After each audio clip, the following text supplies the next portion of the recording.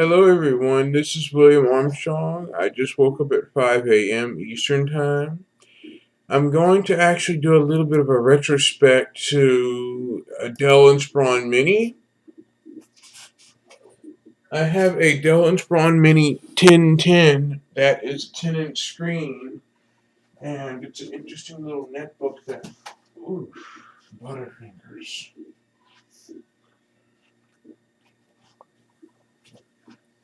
This is the computer that I've got directly, and I'm going to talk about the hardware of it and how it differs to computers today that are ultrabook-like, that are thin.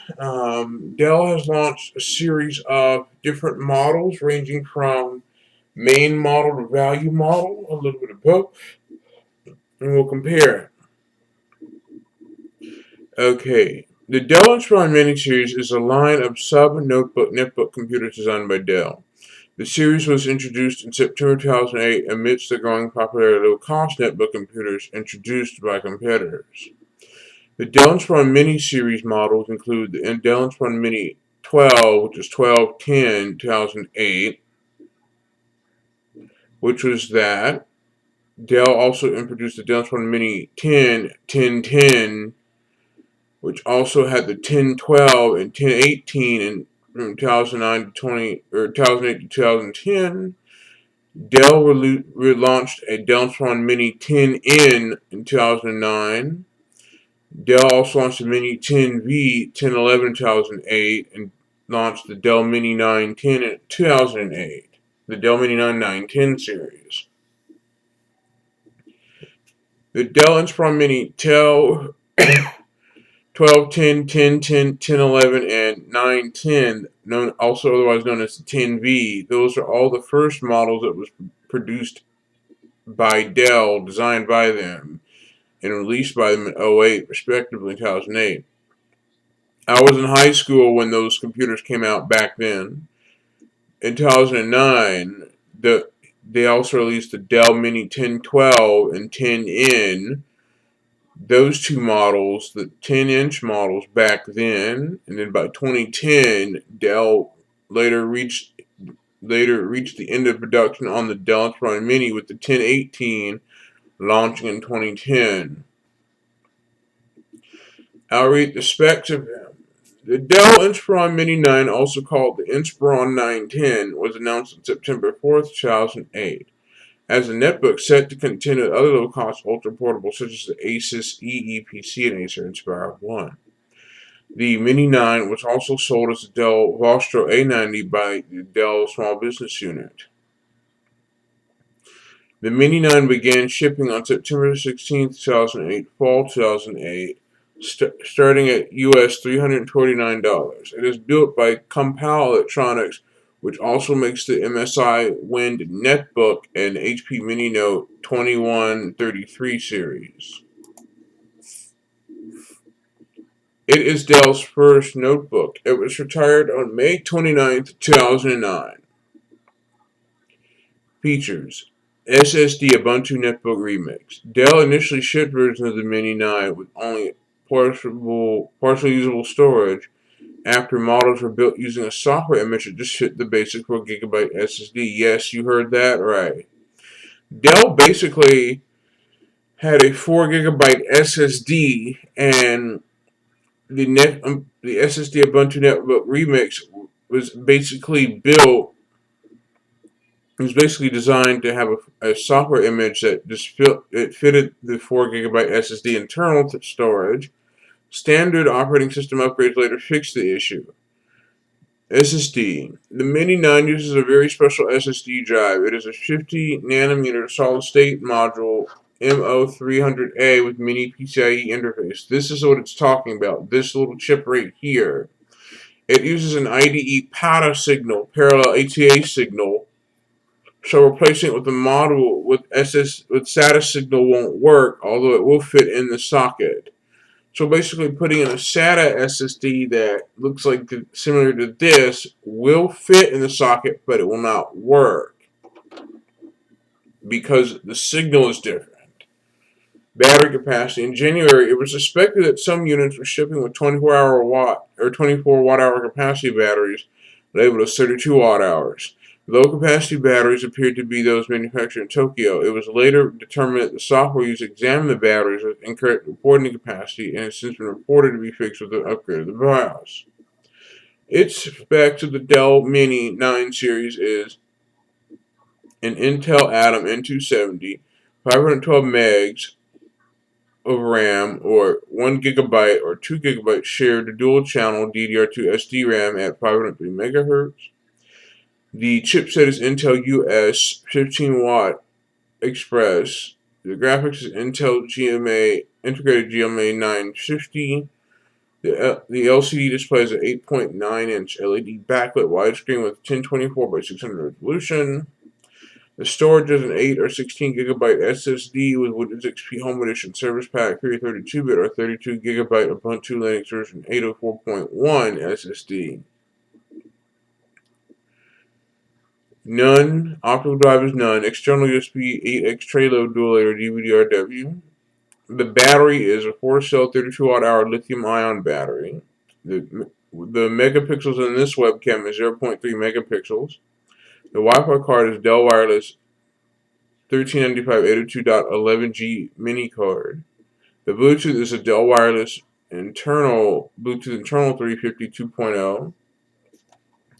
The I/O connectors on this one is 3 USB 2.0 ports, 1 fast Ethernet port, 1 3-in-1 memory card reader, 1 VGA output, 1 headphone jack, 1 microphone jack, and 1 power adapter port. The Dell Insprion Mini 9 was discontinued in May 2009. It started at $349 or $359 or $409 with Ubuntu 804 to Ubuntu version 10, or starting at $399 $499 with Windows XP and features.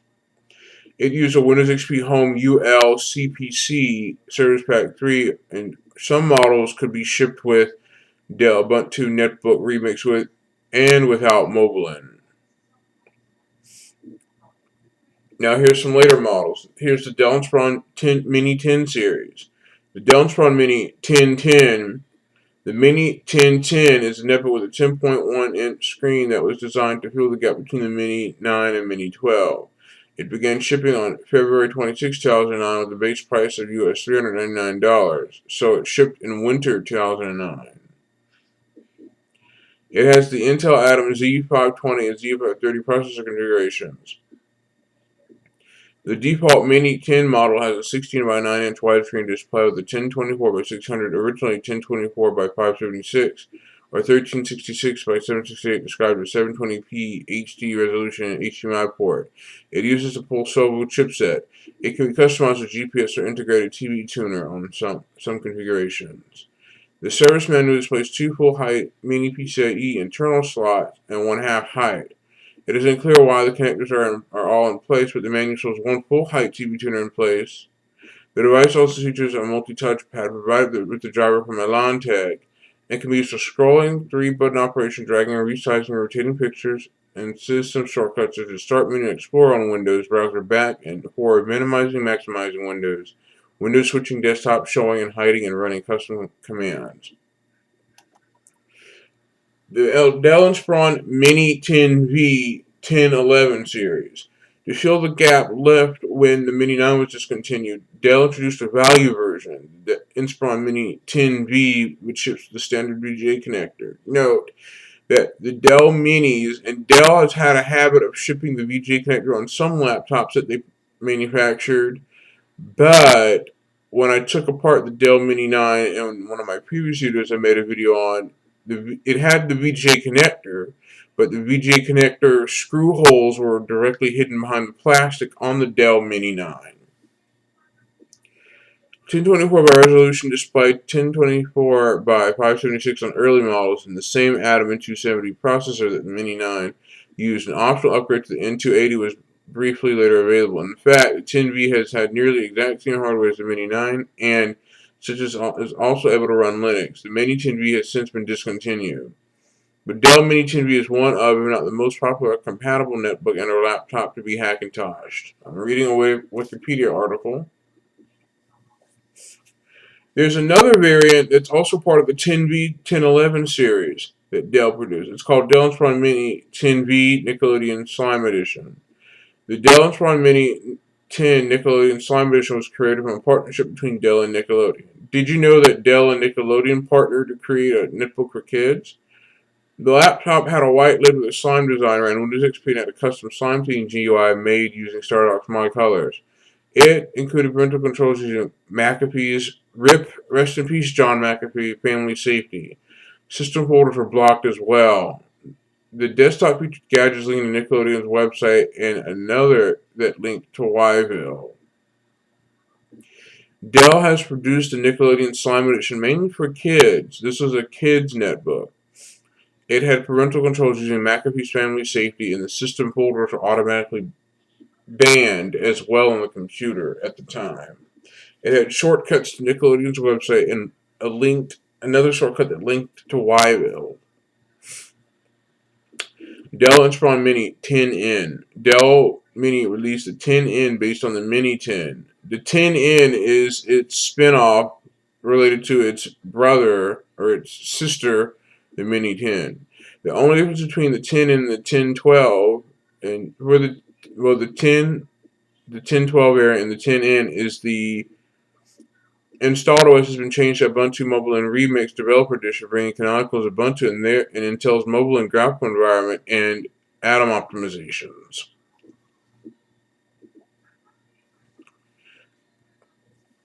Dell no longer pre-installs full Ubuntu releases on the Mini 10N. Because this model has a standard Intel platform, Ubuntu or almost any other up-to-date Linux distribution can be installed by an end user. The Mini 10N hardware is the same as the newer version of the Mini 10, while the Atom N450 CPU, 160 gigs of hard disk space, and NM10 video. It does not have an available option to add the media processor upgrade as on the Windows version of the 1012, which can allow better performance of full motion video, particularly from HD sources.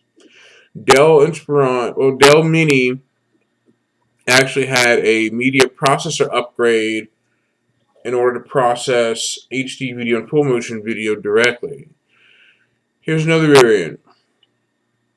The Dell Insprion Mini 1018. On August 19th, 2010, Dell Europe announced the introduction of the Dell Mini 1018 variant. Or 1018.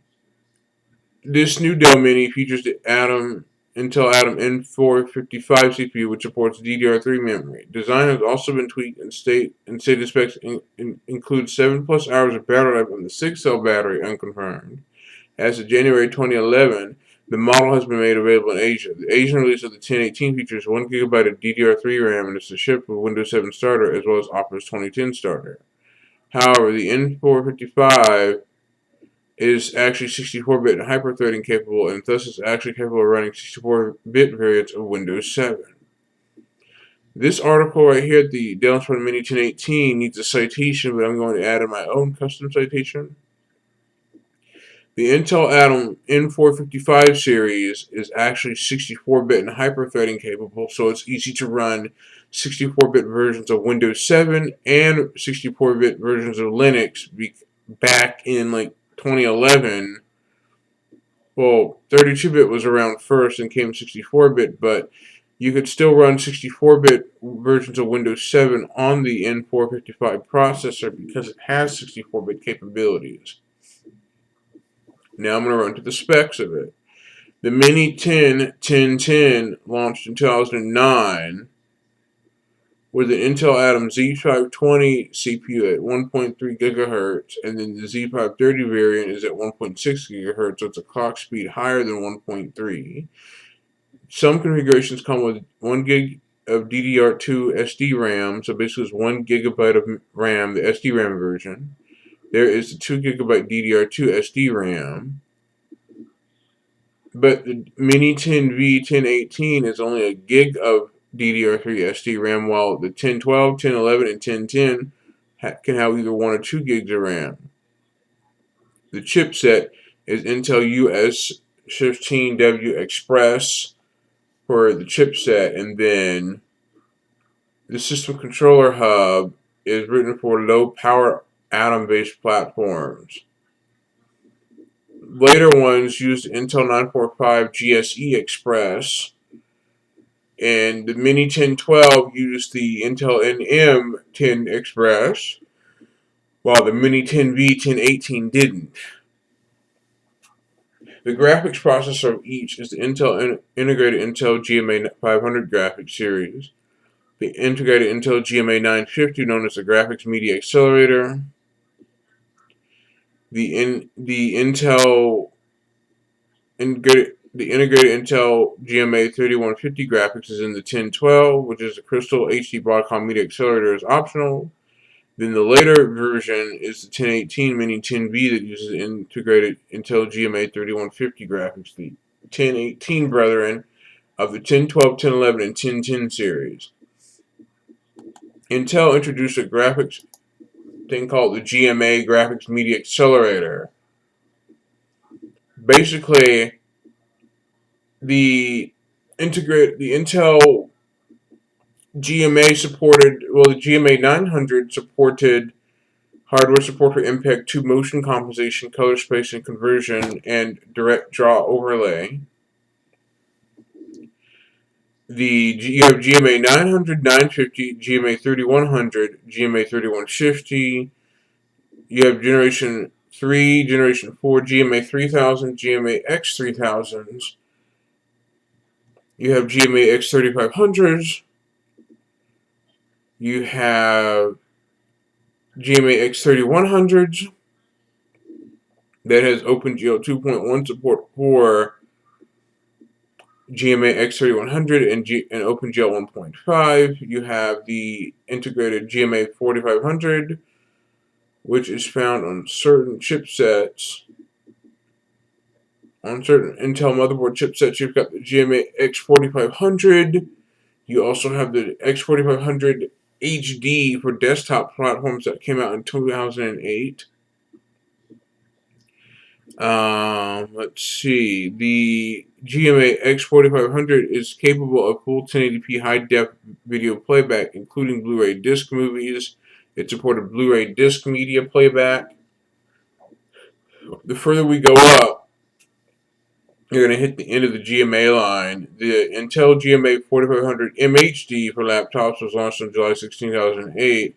The 4500 MHD is identical to its desktop cousin, the X4500 HD. The GMA 4500 MHD is using the GL40, GS40, GM45, and GS45 chipsets.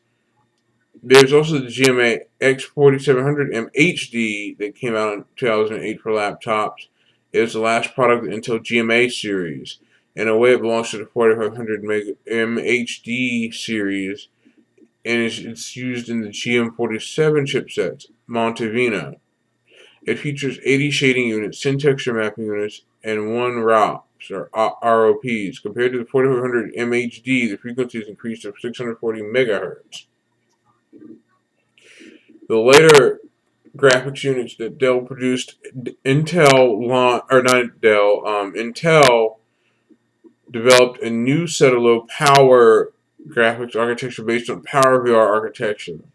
But the available Linux drivers do not support much of the PowerVR series, the PowerVR GPUs. Dell uses the GMA 500, which is the Intel System Controller Hub, or SCH, codenamed Pulsebo. The Intel Atom processor Z5XX series features a GMA 500 graphics system. Rather than being developed in-house, this core is a PowerVR SGX 535 core licensed from Imagination Technologies. Intel describes this as a flexible programmable architecture that supports shader-based technology, 2D and 3D advanced 3D graphics, high-definition video decode, and image processing. Features include screen tilling and internal true color processing, zero overhead, anti-aliasing, and programmable shader 3D accelerator, and 32-bit floating point operations. Basically, these are all the different Intel GMA series used in mobile computers and in some desktops. Linux does support Intel GMA to a point. I just woke up. That's enough of those articles. But Intel GMA processors, graphics media accelerator processors are limited that only attains the performance of low-cost discrete GPUs and are at best very old DirectX 6 GPUs. Thus, they are sometimes even dubbed as a graphics media deaccelerator, so the actual performance is dependent on the CPU as well as RAM amount and speed.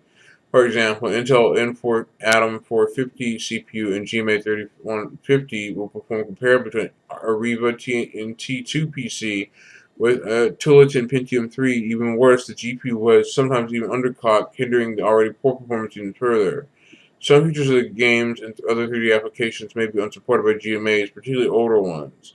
The GMA's X3X00's unified shader design allows for more complete hardware functionality, but the line still has issues with some games and is significantly limited performance. Intel has put up a page with known issues and solutions for each version. For Intel Graphics Media Accelerator software development concerns, there is integrated Intel Graphics Software Development Forum. Now, to each their own on the Intel HD graphics, there's Intel HD and Iris graphics. Linux has graphics hardware processing support included, but the Intel HD series is used as known as Intel Graphics Technology, or GT. Is the same as the collective name for a series of integrated graphics processors, IGPs, produced by Intel that are manufactured on the same package or die as the central processor unit, CPU. It was first introduced in 2010 as Intel HD Graphics. You have Intel HD Graphics and Intel Iris Pro Graphics.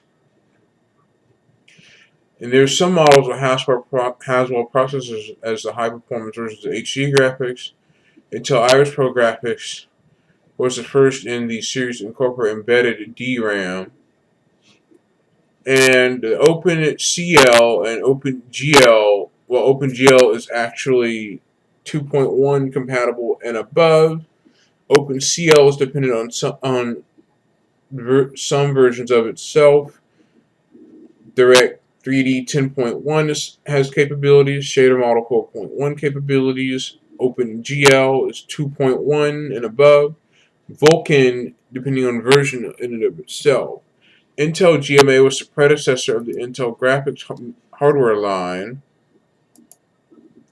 Intel Extreme Graphics is directly in and of itself. Some of these have launched respectively in 1998 all the way to 2000, all the way up until 2009. Each generation of Intel HD graphics.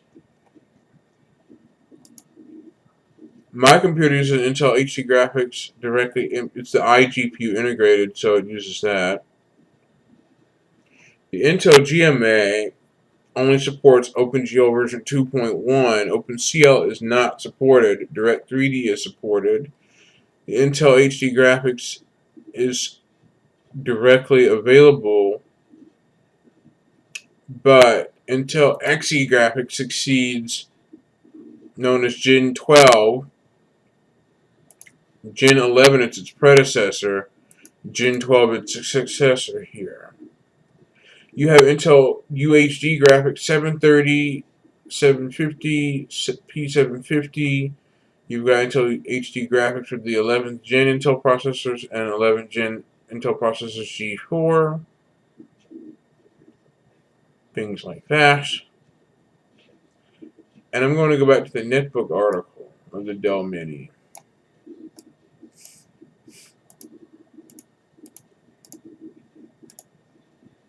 The Dell Insprion Minis, respectively, have had, each of them came with their different set of graphics. The display panels of all Dell Minis use LED backlit, or backlit based, which is a good thing. The reason why I say it's a good thing is because using the CCFL cold cathode fluorescent lamps in LCD monitors is an environmental problem, because at the end of life, or at the end of the monitor's lifespan, or if the cold cathode, if the CCFLs burn out, you would have to safely dispose the CCFL tubes because they contain mercury. So you have to just safely dispose of the old CCFL tubes found in some LCD monitors and laptops. The display panels of the Dell Insprion Mini 1010 has a 1024 by 600. There is a 1366 by 768 variant, and in true life, early models had a 1024 by 576. The Mini 1011 all the way up to the 1018 have had 10.1 for the 1011, and 1012 has a 10.1 inches obvious and 10.1 inch all up to the 1018 variant. The Dell Insprion Mini 1010 had a 10.1 inch as well. The hard drives in the computers come each respectively 160 gig SATA hard drive at 5400 RPM. Each one of them do. Well, you would be able to get a 32 gig SSD on the Mini 10, 1010, 16 gig SSD on the 1011, 10V. The 1012 or Dell Mini 10, you'd get a 250 gig SATA hard drive at 5400 RPM. The 160 gig and 250 gig on the Mini 10V 1018 variants. I'm skipping the optical disk drive because netbooks obviously don't come with a disk drive on them. They really don't because they're small and mini, and there's not enough room to put an optical drive in those. Not really. If you designed a computer that had no optical drive, but yet you put one in there anyway, it's automatically going to increase the size of the laptop. It's going to increase the size of the netbook to turn into a laptop by then. Because laptops have enough room for a optical drive and netbooks don't because they're small. They're meant to not include an optical drive. You have to use your own optical drive. The battery for the Dell Insprion Mini 1010 is the 3-cell 24 watt-hour lithium battery, and the 6-cell variant is the 56 watt-hour lithium-ion battery. Each of the Dell Insprion Mini 10 series have either a 3-cell or 6-cell lithium-ion battery. The Mini 1012 and 1018 have had, well, the 1012 has a battery capacity of 60 watt-hours on some batteries. The Dell Insprion Mini 1010 and the current variant, which is the then current variant is the 1011 and 1010 have built-in internal Wi-Fi on the 1011 and 1010 version. The 1018 does not. The Mini 10, 1012 has Wi-Fi, but the Dell Mini 1018 has it omitted for unexpectedly for some odd reason. Look at my eyes. Wow, I just woke up at 5:30 a.m. The Bluetooth came on all Dell Mini models all the way into the last model produced by Dell, which is the 1018. Ports are one Kensington lock slot on all models. The 1018 does not have a Kensington lock slot. And the 3 USB 2.0 ports, one fast Ethernet port, one HDMI output, one headphone jack, one microphone jack, 301 memory card reader, power adapter, and connector. The Kensington lock slot and 3 USB 2.0 ports is the same across all three models. The Dell Insprion Mini 1018 seems to have those ports omitted out, surprisingly. There's the Dell Insprion Mini 12 series. The Dell Insprion Mini 12, also known as the Dell Insprion 1210, was released online on October 16, 2008. So it was released on October only, and it was released online in October of 08, October 16, and announced on October 26, 2008 as a larger counterpart to the Mini 9. It was mainly created for the netbook market with a secondary goal of competing with sub-notebooks. It began shipping on December 8, 2008 with a starting price of $549. It's like over $600. It's like close to $600. The netbook originally shipped with Windows Vista Home Basic SP1 Service Pack 132-bit, but an option for XP Home Service Pack 332-bit was added a month later. It was criticized for being slow with Vista. It was retired on August 7th, 2009. Features. It has a 12.1-inch 1280 by 800 WXGA. True Life widescreen display running on a 1.33 GHz or 1.6 GHz Intel Atom Silverthorne CPU and comes bundled with Windows XP Home or Ubuntu 8.04. It comes with 1 gigabyte of RAM, the maximum for the device is allowed. It came with a 40, 60, 80 gigabyte hard drive and a small speaker located above the keyboard. So this variant uses a 40 gig, 60 gig, 80 gig hard drive with one small speaker that's located above the keyboard, and the max amount of RAM it's allowed to have is a gig of RAM, which a gigabyte of RAM is too low, but it's the maximum amount it can take. All the other Dell versions I've mentioned, the other Dell Minis I've mentioned in this particular article, in this video, allow up to 2 gigs of maximum RAM on some configurations. For connectivity, the device carries Wi-Fi and 3 USB ports. A 1.3 megapixel webcam and internal Bluetooth are available as options, as add-ons. The Dell Insprion Mini 12 is 1.1 inches thick and weighs 3.2 pounds with a 6-cell battery, or 2.8 pounds with a 3-cell battery. In Dell Black and Silver color, the outside is shiny black, on site, 1-year warranty by Dell. This has the Intel Atom Z520 or Z530 on the 12 series. The memory is max 512 megabytes or a gigabyte of shared dual-channel DDR2 SD-RAM. Things like that. So basically, those are the specs of the Dell Insprion Mini. There's a successor, while not labeled as Insprion Mini or marketed as a netbook, the Insprion 11Z has replaced the Mini 12 in most markets and occupies a similar position on the model line. There's the Insprion 11Z. I'll look it up.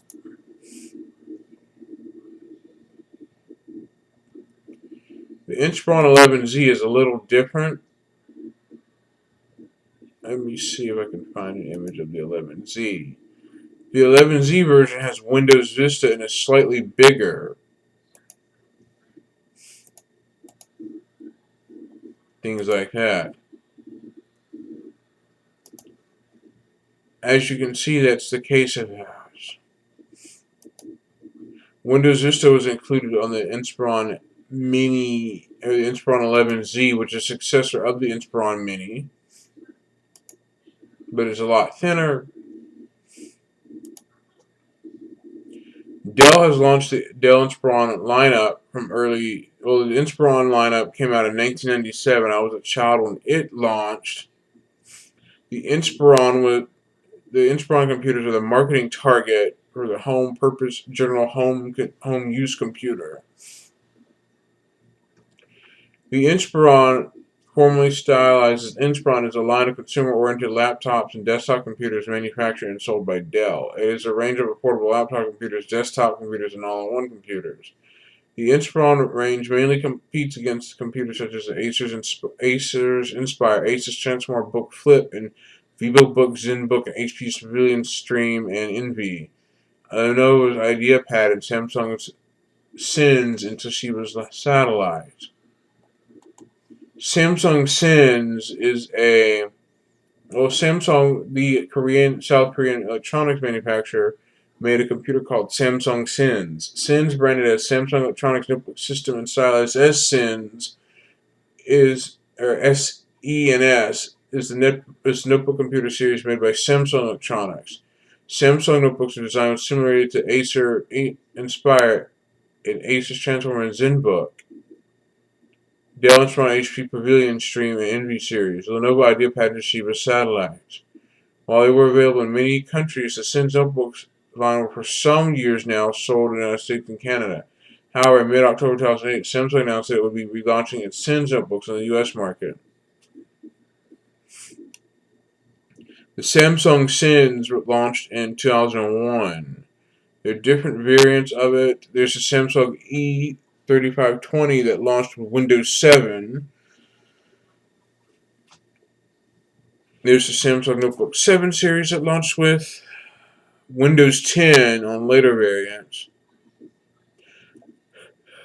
Certain Samsung laptops have Windows 7, some have Windows 10. Did you know that Samsung made not only just smartphones and other electronics, they also got into the computer manufacturing, where they manufactured certain computers through them, where Samsung has developed different computers. There is a Samsung NC10 or NC710 or something The NC series. Let me see. The N series is a netbook, things like that. Let me see. Reading. Samsung released the NP and Q variants of their computers. So it's E, M, N, P, Q. So they have different. They have the Netbook 7 and 9 series, things like that. Now I'm not going to read all of this because each model is different. You also have the Samsung ATIV, ATIV, or the ATIV Q. But the Samsung ATIV or ATIV Q basically was supposed to run with Windows 8, but it shipped with software that allowed it to run the Windows or allowed the Android system to run. You have the Samsung ATIV. You have the Samsung ATIV Tab. They're called ATIVs, ATIV. The ATIV tabs ran Windows RT. You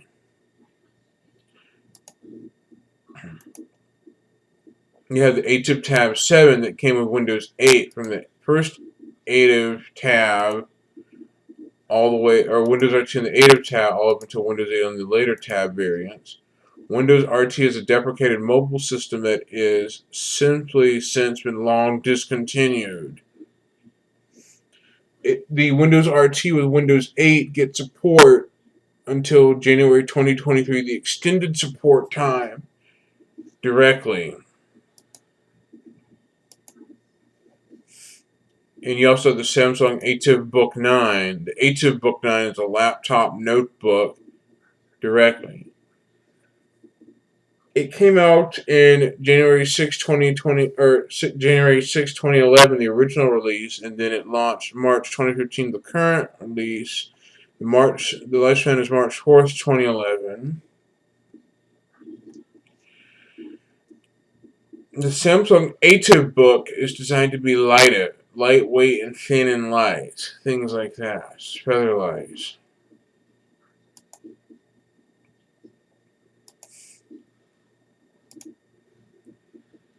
There's the Samsung Samsung N130. That is a sub netbook computer designed by Samsung.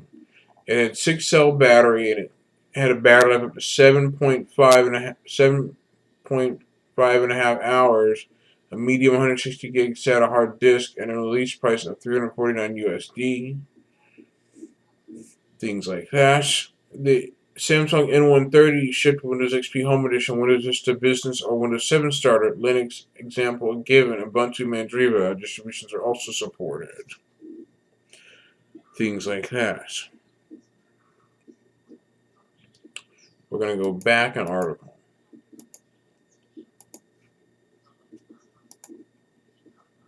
Now, there are many different variants of the Insprion series. There's the Dell Insprion Mini series netbooks that launched from 2008 to 2010, but they were later discontinued towards the end of 2010. You have the Dell Insprion laptops, ranging from the Dell Insprion 1525 all the way up to the 1545s. The first release of the Dell Insprion was Dell Insprion 7500 in 1999. But here's the sticker shocker. When the Dell Insprion first launched in 1999, the Dell Inspirons had a starting price of $4,101. The 2100 had a price of $1,699, $1,699, The Dell Inspiron 3800 had a price tag over $1,100, $1,199, well, almost close to $2,000. Ouch, back then.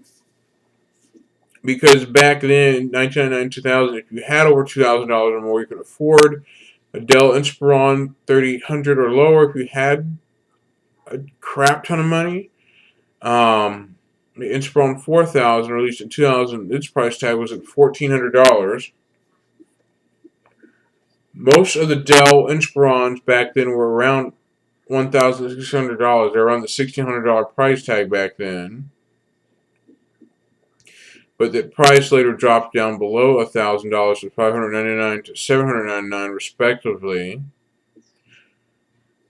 Now we're going to jump to the Dell Inspiron Mini or the Dell Inspiron 3000 series. The Dell Inspiron 3000 series has Intel Celeron Pentium, and it had 4 gigs of memory, Intel HD graphics. It had a SATA 500 gigabyte hard drive, 3-cell lithium ion, a webcam, Wi-Fi. It can have Bluetooth 4.0 on some configurations. The Inspiron 11 3000 series 2-in-1 it is a 2-in-1 notebook with an 11-inch touchscreen Intel processors. It completes with the Acer Inspire R11 and Asus Transformer Book Flip, yada yada yada. One of the computers I used to have back in 2008, 2009, 2010 was the Dell Inspiron 1525 model. So we're going to jump all the way up until we hit to the 1525s. Inspiron also had a gaming series known as the Pandora variant that lasted from 2015 to 2018. The Dell Inspiron 1777 78 2-in-1 is the introductory price is close to $1,000, right around the $1,000 price tag, which was a gaming laptop. In 2018, the Dell G series replaced the Dell Inspiron gaming series. The Dell Inspiron has had some faults. Rebadging. In the past, Dell has modified some existing Inspiron machines to produce computers of higher or lower quality. Now I'm going to jump to the problems that the Dell Inspiron brand has suffered from over the years. Problems. In 2003, Dell released several lines of Inspiron notebooks that had overheating issues. The systems with overheating could cause damage to the microprocessor. So having this said, Dell dim-wittingly designed the Inspiron poorly back then, where several lines of notebooks had overheating issues where the systems would get way too hot and could automatically destroy the microprocessor, video card, and motherboard. These systems are also randomly shut down due to overly high internal temperatures. Overheating in these Inspiron systems is mainly caused by performance-consuming tasks and software. This problem was determined to be due to the design of the airflow from the bottom of the system. It would draw in dirt and dust and clog the heatsink, making the air unable to pass through in order to cool the system. Affected models include the Dell Inspiron 1100, 1150, 5100, 5150, and 5160. Also affected is the Latitude 100L, a near clone of these models. Dell acknowledged this problem and has designed a new fan with a better heatsink and heat pipes to provide better cooling with less noise. Any repairs made at this point will include the redesigned parts. On September 20th, Inspiron 5150 owners in the U.S. brought a class action lawsuit against Dell. The settlement included 100% cash reimbursement for certain repairs and an extended limited warranty to cover those types of repairs that become necessary for 1 year. Following the lawsuit detailed above, in October 2006, customers who had purchased the Dell Inspiron 1100, 1150, 5100, 5150, and 5160 notebooks filed a class action lawsuit against Dell, alleging misconduct in connection with the design manufacturer warranty. Advertising and selling these computers. A similar action started in Canada. Overheating has been reduced by using compressed air duster spray. Spraying the keyboard, the microprocessor, and thermal cooling assembly located under the the L and backspace keys, rear air vent exhaust, bottom air intake, and side air vent, all located on the right side of affected systems, have been effective in reducing this and running temperature from a normal operating temperature of 77 to 87 degrees Celsius to 45 to 5 degrees Celsius under average load. Let me cut the light off since it's like 6:21. Alternatively, some users of these affected models found relief by underclocking your processors, motherboard. On a number of Inspiron 5150 and Latitude 100L systems, a design flaw in the positioning of a tab on the C panel on the other side of the laptop has led to problems. Any pressure applied to the top left-hand corner of the laptop causes this tab to press against the motherboard, in particular against the LVC14A chip. This causes the solder between this chip and the motherboard to break. This causes sudden shutdowns of the system as a result of any movement of the laptop. In certain cases, the laptop will not reboot at all.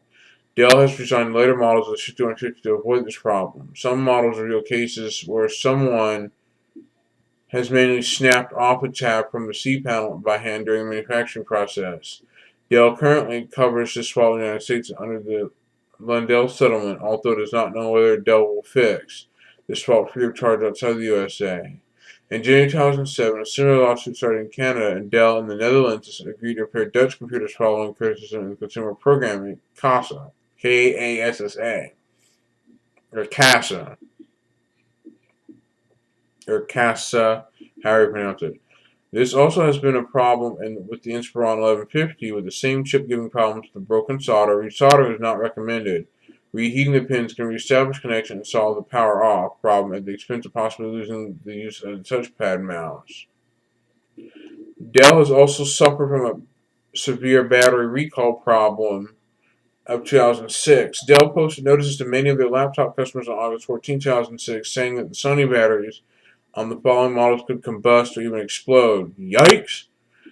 The Dell Latitudes, all the way to the Dell Precision, were affected. The Latitude D410, D500, D505, D510, D520, D600, D610, D620, D630, D800, D810 were affected. Inspiron 6006, 6400, 6400, 8500, 8600, 9100, 9200, 9300, 500M, 510M, 600M, 640, E1, E1505, 700M, 710M, 9400, and E1705. The XPS laptops are also included by the recall. The Dell XPS, XPS Gen 2, and XPS M170 and XPS M1710 were affected by a battery recall. The Dell Precision M20, M60, M70, M90 were affected by the battery recall of 2006. Users of many of these computers purchased between April 2004 and July 18, 2006 have received the recommendation that you should remove the batteries and run the computers on AC power until replacements arrive. Problematic batteries made by Sony led to recall programs at other laptop computer companies as well, including Hitachi, Toshiba, Lenovo, IBM, and Apple.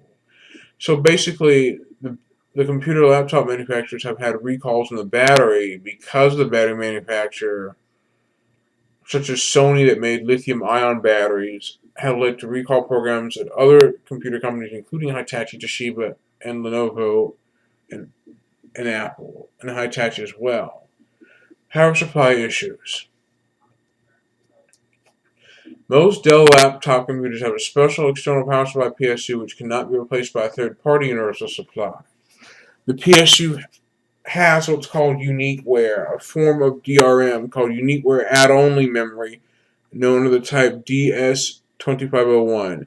It is a parasitic power circuit memory chip connected to the center identification pin in the plug via a 2-meter long unshielded wire alongside the PSU cable. This chip produces a special signal using a one-wire communication protocol known as one-wire and identifying the PSU as an original Dell PSU. This chip handles all the data needed to authenticate a charge. If the power supply is not made by Dell is used, or the cable is near, the connector becomes damaged, as is not infrequent as after some use. The PSU chip stop charging the battery, and the CPU runs slower, although the computer can be used indefinitely, so as long as it remains plugged in. If this problem is present at start of the message, the AC power adapter type cannot be determined. Your system will operate slower and the battery will not charge, is displayed. This will continue until the external PSU is replaced. A few third-party suppliers make power supplies with specific provision for Dell computers at lower prices than Dell's. It is possible to work around the slowdown, but not the battery charging, by installing a CPU clock utility. On some models, the 9100 for instance, the problem can be worked around by starting the computer without a battery installed and then fitting the battery after the computer has booted. As a workaround.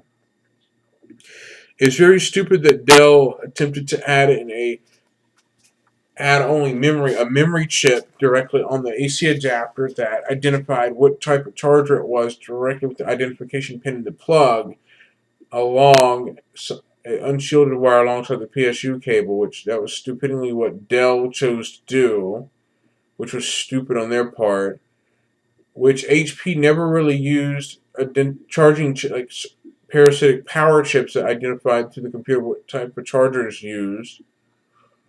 Another problem arises after much use of the motherboard power connector. The flat-like metal parts which contact the outside of the plug lose their tension and fail to make contact with the power that does not reach the computer. The official solution is to replace the connector on the motherboard, which requires partial disassembly of the computer and resoldering a part with several pins. Many companies charge a considerable sum for the work involved. Yikes. Various simple alternatives have been suggested, for example, a thin skin of solder on the outside of the barrel of the connector on the PSU with care not to overheat the connector's plastic parts. And this thickened connector should not be used with other not faulty Dell laptops, as this will stretch the springs and damage or even overheat the plug and socket assembly, causing them to melt or bond permanently. Yikes.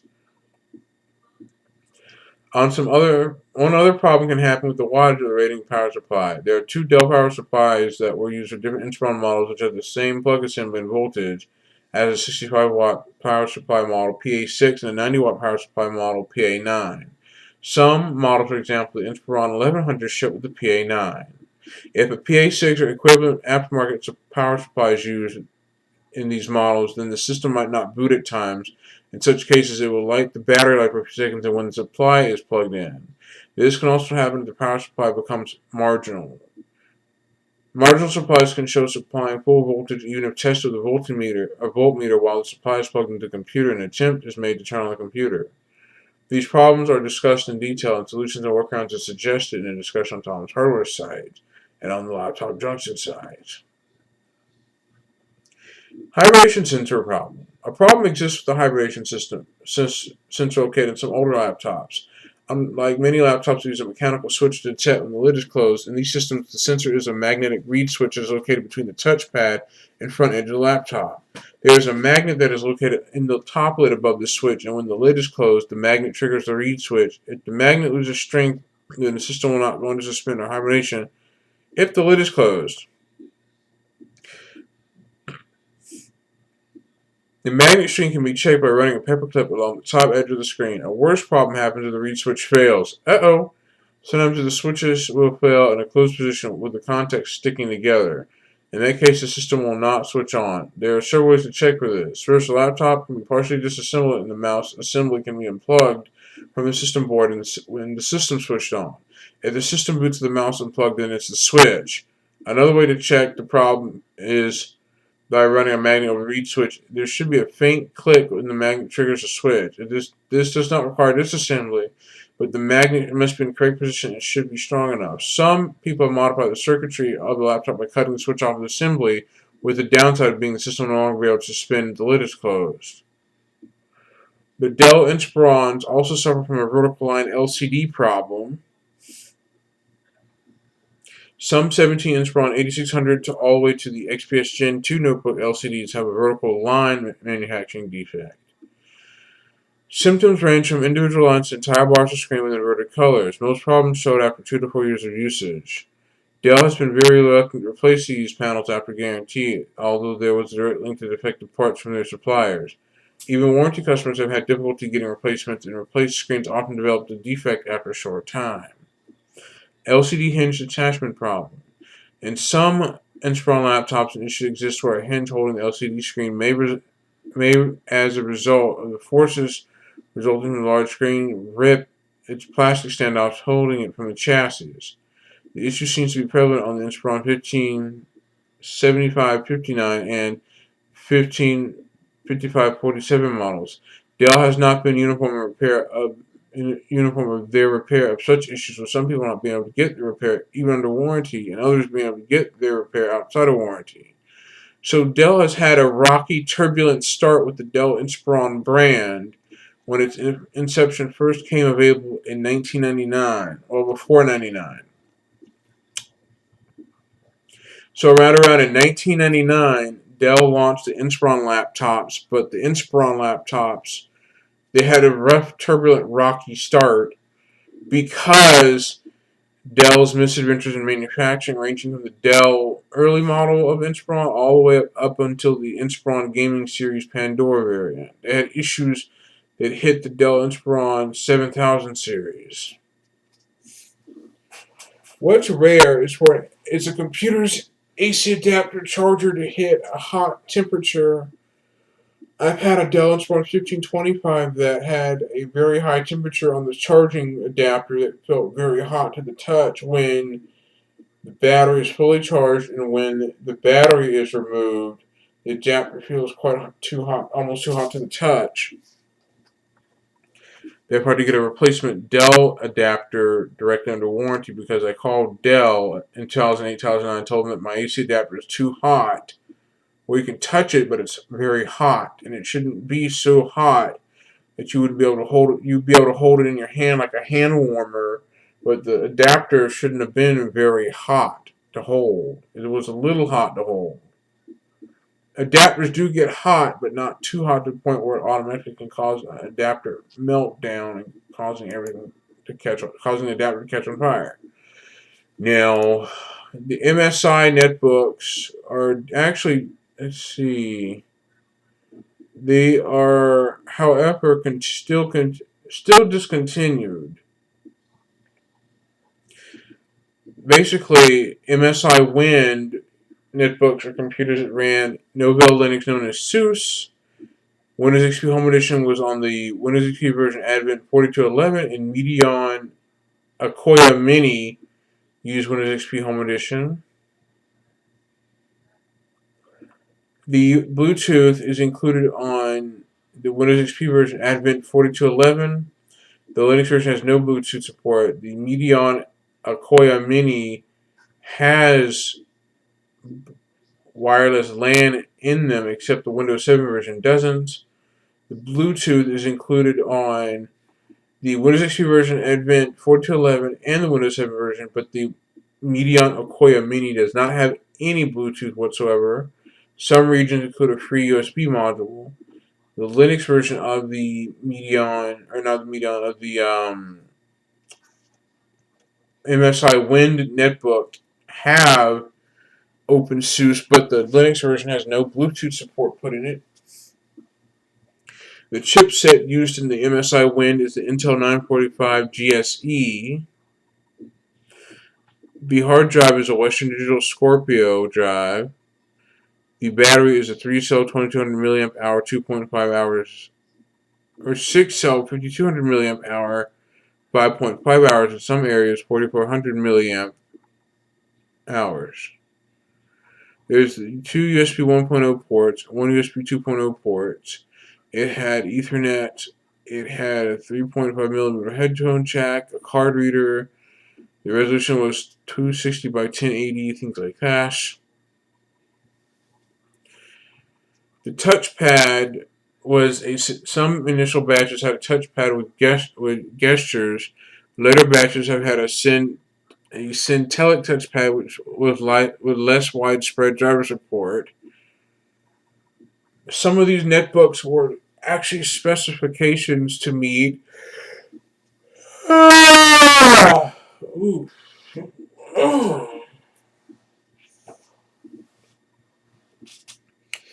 Some of these computers automatically were eligible to be Hackintoshes.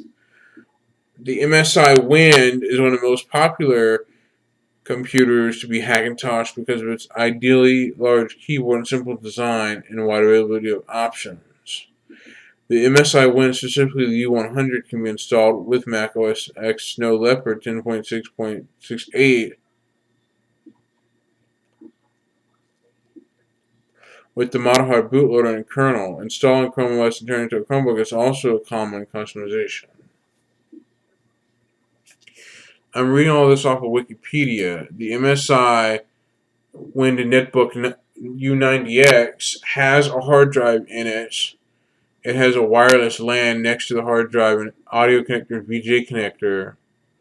It has additional things such as the speakers. It has a CMOS battery that is using that little cell phone connector style battery pack. There's a fan that is directly, or the heatsink fan assembly that covers the GPU, most likely the CPU rather. The CPU has a heatsink and fan that blow the hot air out one side. And there's a RAM slot or a single stick of laptop-sized RAM. The MSI Wind uses a laptop-sized hard drive, which fits between the RAM and where the Wi-Fi card slot is. Things like that. The MSI 90 or the MSI U90X is a netbook that can have basically Linux on it. The Linux version uses SUSE Linux Enterprise Desktop with a webcam and things like that. MSI did use Linux support on their devices. They did use SUSE Linux Enterprise then. Some OEM versions of the MSI Wind come in many different colors. You have the MSI Wind original, the Tsunami Mover MOOVER is white only, the Mobile white, and the Antec Lug N011 white only version. There are different variants released. The Tsunami Mover T10 released in Portugal and it came in the XP version only. The Terra Tingy in Europe with a various option. The Roverbook Neo U100 launched in Russia. The ProLink Glee TA009 or the 009 launched in Singapore with an optional 3G connectivity module. The Proline U100 launched in South Africa. Brazil got a Positivo, Mobo, different models. The NTT Carino 101 and Aristo Pico i300 launched in Poland. The Multiram HT Express book launched in Greece. The mouse computer Love book, known as the LUV book U100 in Japan. The MIFI M310 launched in the Czech Republic with 2 GB of RAM and 120 GB HDD. The Mediana Koya Mini launched in Germany, Switzerland, Austria, the Netherlands, Belgium, Denmark, Spain, France, United Kingdom, Ireland, Poland, Australia as of October 23, 2008. The Mediana Koya Mini is slightly different, containing a different wireless card, no Bluetooth. Australia models feature a mini Bluetooth dongle, a 0.3 megapixel camera, which is too low of a quality. The Hanspree or Hans Note with a 6-cell battery and a 160 GB HDD. LG X1110 marketed in Argentina, Brazil. Modelos X110 and 1010 and 1000 launched in Sweden. The LG X1110. This is not to be confused with LG. Not with LG, the former mobile phone manufacturer. There's a certified Data U100 in Canada sold at London Drugs. There's an Axio Pico in Indonesia with a 160 GB hard disk drive. There's versions with and without Bluetooth. There's the Antec Lug N011 in the Netherlands, Spain, and Belgium. It offered with either SUSE Linux or Windows XP or no operating system at all. Has the same design as the original Wind, why it comes without the logo on the case. Can be upgraded at purchase. There's the Averitech Buddy. There is the Advent 4211 and 4222 as an in-store brand for PC City, PC World, and other Dixon stores, groups, retailers in Europe and the UK. In Canada, the certified U100, Data U100, is only available at London Drugs. London Drugs is a Canadian drugstore that particular unique model is sold there. Dell launched HP launched a mini note PC known as the HP 2133. The HP Mini 2133, otherwise known as the Compact 2133, used a touchpad with the buttons on the left and right side of the touchpad. It's a miniature computer, very mini. The Mini Note PC, otherwise known as HP 2133, was a full-function netbook aimed at the business and education markets. It had SUSE Linux Enterprise Desktop, Windows Vista, or Windows XP as a choice. Its retail price started at US $499 for the Linux version with 4 gigabytes of flash memory. According to DigiTimes, the netbook was manufactured by Inventec.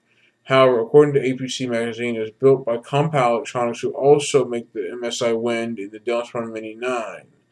The system was replaced in early 2009 by an upgraded model of HP Mini 2140, which was also aimed at the education business markets. The Dell, I don't know why I keep saying Dell. Dang it. I'm mixing HP and Dell up. When Dell came out with the Dell Insprion Mini, ugh, and HP came with the HP Minis. The HP Minis, some of them could run FreeDOS, Windows XP, or Windows Vista, or SUSE Linux, otherwise known as SLED. It's called SUSE Linux Enterprise Desktop, known as SLED, introduced as Nobel Linux Desktop. Basically, this is just a video about the Dell Insprion Mini and related computers that are designed to be like a netbook, and the issues of the Dell Insprion Mini lineup, or the issues of the Dell Insprion series lineup, rather. And then the HP Mini also has issues, basically just issues with the software. No, not with the software. It had issues with the microphone. There's audible popping noises under Windows 7 prior to RC1 and Windows 10 November update and older. The integrated microphone array does not work under Windows Vista or Windows 7 RC1 build 7100 and earlier. There's poor 3.5mm output audio quality using Windows XP drivers. Some models are impacted by it. Mini 1000 built-in webcam only works well without bright lighting conditions. This can be fixed by removing the reflective piece. This square piece is glued in place and is easiest removed by spreading the casing around the monitor and pulling it out. This will create a small opening for dust. It requires HP customized version of Windows XP to prevent crashes on boot up. The Dell Mini, or the Inspiron, I keep saying Inspiron Mini. I keep reversing Mini with HP Mini. I can barely talk right because I just woke up from my nap, from my bedtime. It is 6:44 a.m. Eastern Time. This computer's had an issue where it cannot use Windows XP, the regular version, because it's optimized to prevent crashes on start. Due to defect of power adapter port design effect, HP provided power adapter cannot fit flush, allowing the power adapter to become easily disconnected. All Windows 8 except PC settings app will not work on HP Mini 1000 because the display resolution is too small.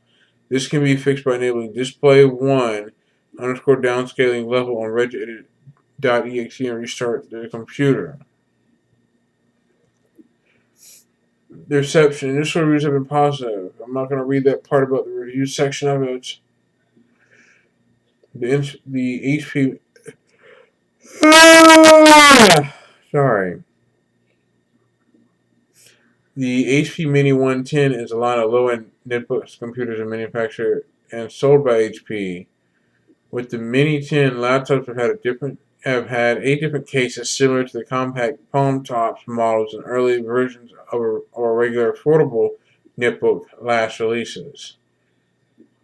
The 210 of the HP Mini says that some models of the HP Mini 210 cannot run the latest version of Windows operating system. It cannot run due to display driver problems. This netbook was first used the NVIDIA Ion platform, which allows hardware acceleration of high-definition video and increased gaming performance.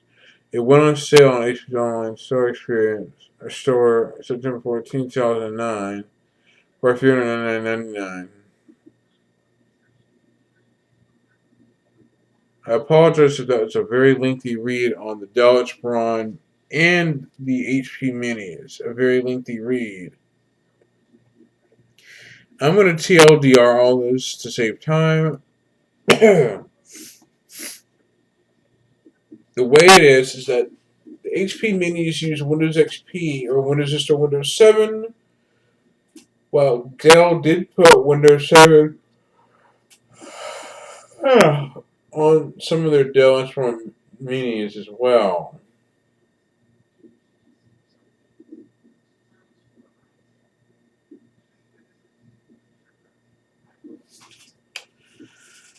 And of course, I'm reading about SUSE Linux. Basically, the SUSE Linux Enterprise Desktop, known as SLED for short,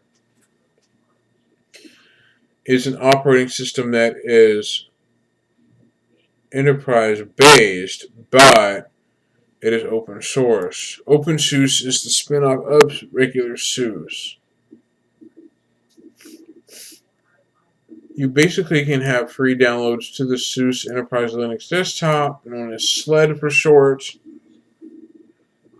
You have different ones. You have the workstation version. You have a virtual machine driver pack. You basically have SUSE Linux meant for home or OpenSUSE meant for home use, but SUSE Linux is enterprise based. Just like how Fedora is open source for home use, Red Hat is for commercial, things like that.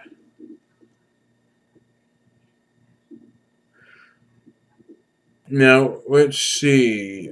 There's an evaluation version of SUSE Linux Enterprise Desktop, things like that. But I'm not going to review.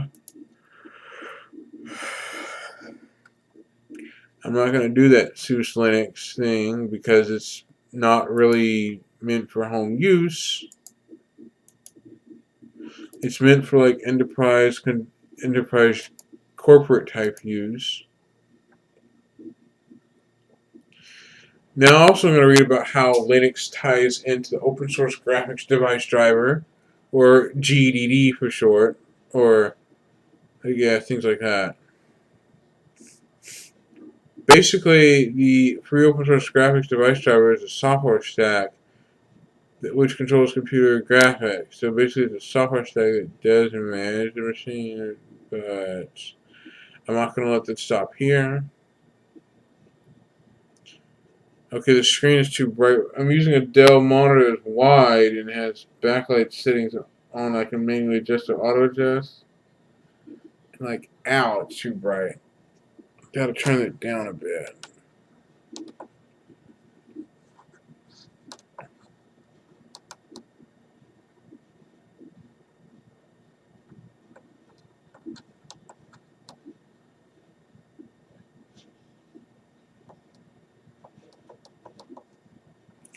I turned down the brightness on the monitor because the brightness is hurting my eyes since I woke up this morning at 5:30. I'm still waking up.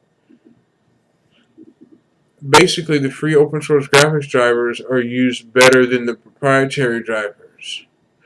There is an issue with proprietary drivers that has a license agreement and or when it comes to the binaries of the proprietary license, the binary file should never be shared.